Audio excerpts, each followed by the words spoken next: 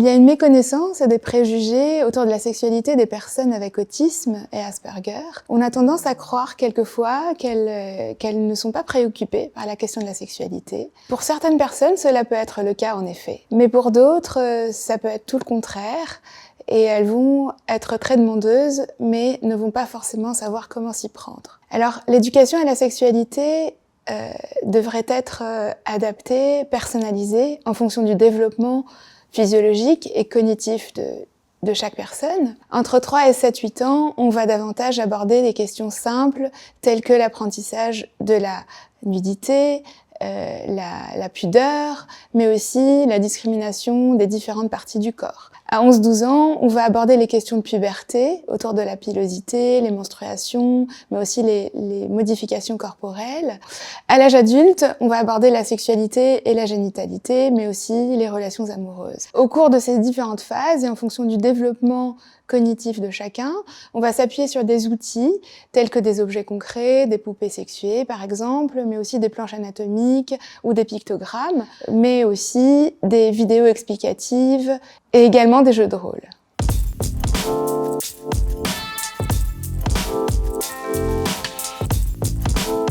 Les personnes en situation de handicap sont plus vulnérables que la population générale en ce qui concerne la sexualité, et particulièrement lorsqu'il y a un handicap mental ou une déficience intellectuelle associée.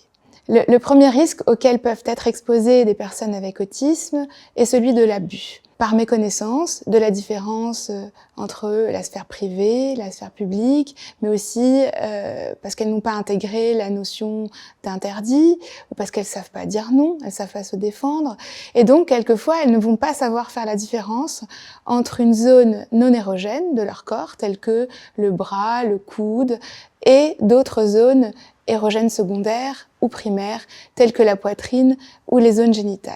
Le deuxième risque est celui des comportements sexuels inappropriés.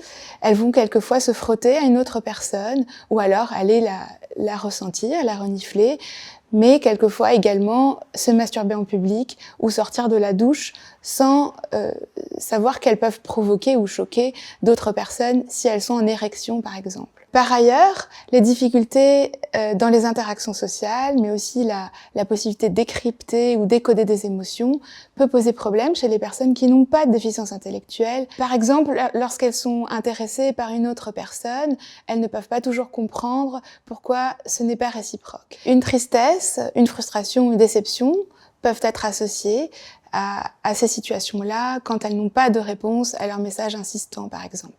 Sensibiliser les familles et les équipes éducatives à l'éducation sexuelle est primordial, tout en restant dans la bienveillance, mais aussi en apportant une éducation sexuelle positive et préventive.